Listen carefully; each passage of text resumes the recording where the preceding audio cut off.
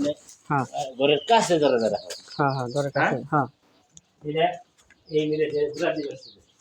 হ্যাঁ ওই মতো গুঁড়া দেন কিন্তু আর দেন কিন্তু আর একটা কথা বুঝছেন পানি যাতে পোষা পায়খানা করে যাতে পানি যাতে একদম চলে যায় না থাকে সাথে সাথে হ্যাঁ জায়গা আর ঢালাইটা কথা বলছেন ঢালাইটা দিবেন ঢালাইটা একটু ভালো দিন কয়দিন পরে দেখবেন যে ঢালাই একদম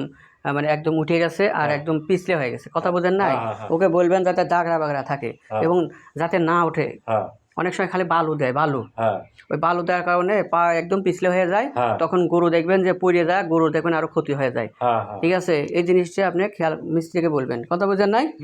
যে দেখলাম যে ভাই ক্ষয় যাতে না হয় এবং শক্ত করে দিন ফ্লোরটা যাতে শক্ত হয় এবং দাগড়া বাগড়া বুঝছেন কত ঢালাই করে দিবেন ঠিক আছে খুব সুন্দর হয়েছে ঢালাই করে দিবেন ঠিক আছে আর এই দিছি আমের এই দিয়ে মনে হয় পাকা করে দিলাম এই এতটুকু করে হ্যাঁ হ্যাঁ এটা কি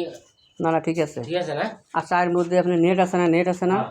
নেট দিয়ে দেবেন এবং খোলামেলাই থাকবে বলে এই পর্যন্ত